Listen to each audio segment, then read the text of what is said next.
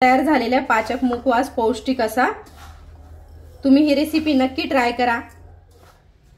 Hi hello नमस्कार, स्वागत आहे तुमचं सपरित सरिता चॅनल मध्ये। आज आपण बघणार आहे पाचक मुखवास। त्याच्यासाठी लागणारे साहित्य सर्व टिप्स सह रेसिपी तुमच्या सोबत शेअर केलेली आहे, त्याच्यामुळे तुम्ही रेसिपी शेवटपर्यंत नक्की बघा। खूप दिवसांनी आपली रेसिपी आली आहे, त्याच्यामुळे तुम्ही भरभरून प्रेम द्या। तर चला आपण आता जास्त वेळ न घालवता रेसिपीकडे जाऊया। मुखवास बनवण्यासाठीचं साहित्य बघू आपण आता। परफेक्ट प्रमाणासह तुमच्या सोबत शेअर केलेलं आहे, तर चला आपण बघूया। इथे धना डाळ घेतलेली आहे 1 वाटी, इथे जवस घेतलेली 1 वाटी, तीळ घेतलेली आहे 1 वाटी आणि 1 वाटीपेक्षा थोडंसं कमी ओवा घेतलेला आहे आणि 1 वाटीपेक्षा थोडं अगदी कमी जिरे आणि पूर्ण 1 वाटी भरून आपल्याला बडीशोप घ्यायची आहे। असे अगदी कमी साहित्यामध्ये आणि झटपट बनणारी रेसिपी आहे।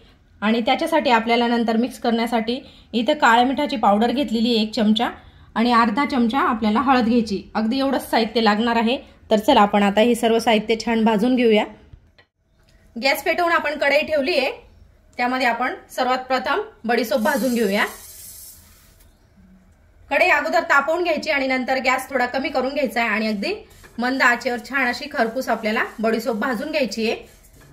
पचनासाठी अगदी चांगली अशी पौष्टिक बडीशोप असते। 2-3 मिनिटं लागतात भाजायला आपल्याला।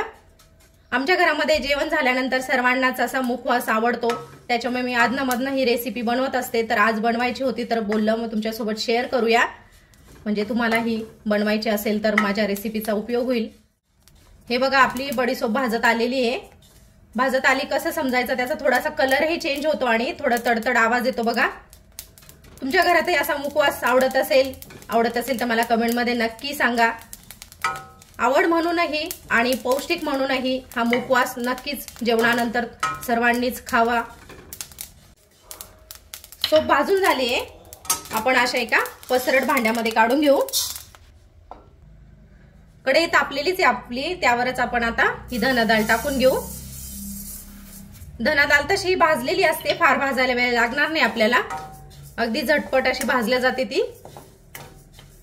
सर्व असं पौष्टिक साहित्य आहे यामध्ये, त्यामुळे आपल्या शरीरासाठी खूप चांगलं असतं।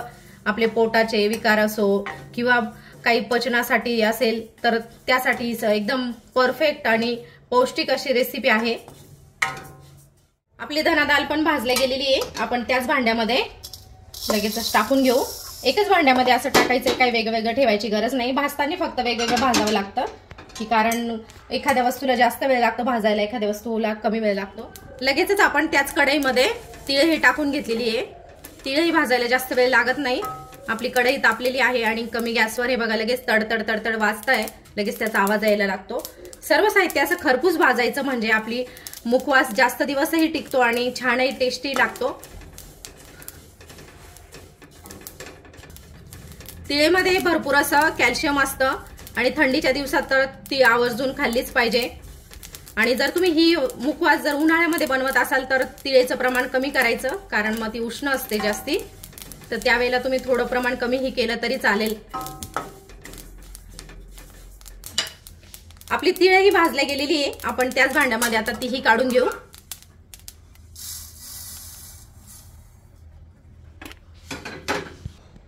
आपण आता जवस भाजून घेऊ। तीही मंदच गॅसवर भाजायची आपल्याला, अशी मिक्स करत करत, कमी गॅसवर अशी मिक्स करत करत आपली जवसही भाजून झालेली। हे बघा आवाज येतो तिचा, असं लगेच तडतड छान अशी भाजून घ्यायची आहे आणि आपण आता ती काढून घेऊ।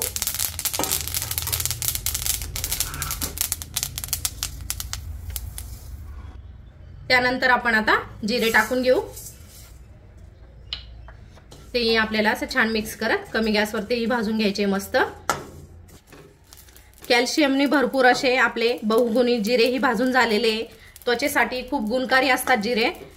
तुमच्या आहारामध्ये असावेच, खाण्यामध्ये तुम्ही रोज थोडे थोडे तरी आपल्या पोटामध्ये जिरे गेले पाहिजे। जिरेही आपण आता त्या भांड्यामध्ये काढून घेऊ। ओवा भाजू आपण आता कमी गॅसवर असं मिक्स करत। पोटांच्या विकारांवर रामबाण उपाय असा ओवा असतो। ओवा कुठल्याही पोटाच्या विकारांवर एकदम गुणकारी असतो, त्याचा उपयोगही आपण आहारामध्ये केलाच पाहिजे। तर तुमचा ह्या पाचक मुखवासमध्ये जर ओवा टाकला तर ही पौष्टिक अशी आपल्या मुखवास तयार होतो आणि आपली पचन संस्था ही व्यवस्थित राहते।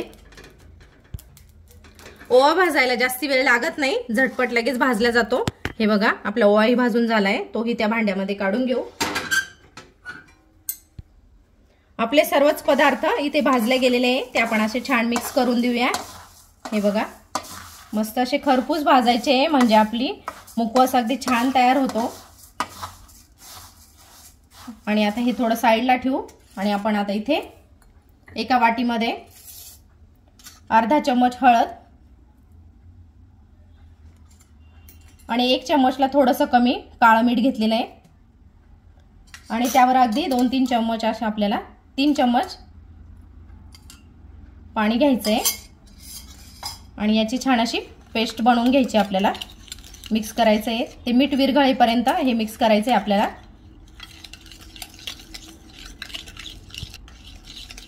काळ्या मिठाची पावडर बनवून घेतलेली, त्याच्यामुळे झटपट लगेचच या पाण्यामध्ये ते मिक्स होतं। हे बघा छान अशी पेस्ट तयार होते। आपली पेस्ट तयार झालेली आहे, आपण आता त्या सर्व साहित्यावर टाकूया। अशी थोडी थोडी सर्वीकडे पसरवून टाकायची आहे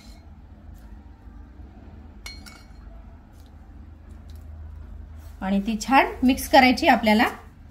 त्या सर्व साहित्याला ही पेस्ट लागली पाहिजे, म्हणजे सर्वच याचा छान स्वाद वाढतो आणि पौष्टिक अशी आपली मुखवास तयार होतो। हे बघा असं मिक्स करून घ्यायचं आहे।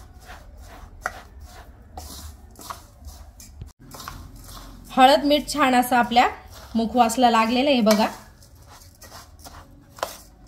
आणि आपण आता परत थोडीशी कढई गरम करायला ठेवलेली आहे, कारण आपल्याला हे परत एकदा छान परतवून घ्यायचंय।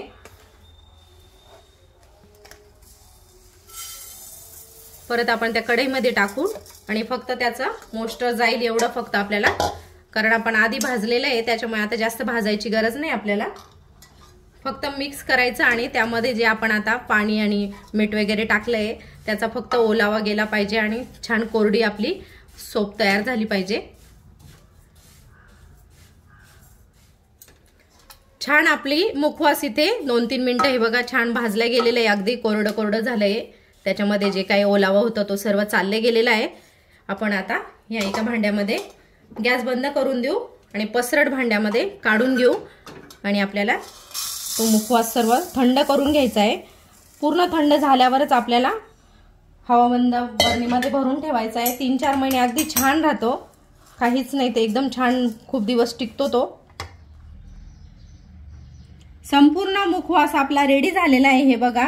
आणि पूर्ण थंड होऊ द्यायचा आणि त्यानंतर तुम्ही असा हवाबंद बरणीमध्ये भरून ठेवू शकता। भरपूर असा तयार होतो एवढ्या प्रमाणामध्ये आणि भरपूर दिवस टिकतो ही, 3-4 महिने काहीच होत नाही त्याला। तर तुम्ही हे असे घरच्या घरी मस्त मुखवास बनवून आणि त्याचा आस्वाद घेऊ शकता। दुकानामध्ये मिळतो त्यापेक्षा निम्म्या किमतीमध्ये आपल्या घरच्या घरी मुखवास रेडी होतो। तुम्ही ही रेसिपी नक्की ट्राय करा आणि तुम्हाला माझी ही रेसिपी आवडली तर लाईक शेअर कमेंट करायला विसरू नका आणि आपल्या चॅनल कोणी नवीन असेल तर नक्की सबस्क्राइब करा। भेटूया पुन्हा अशा नवीन रेसिपीसह, तोपर्यंत बाय बाय।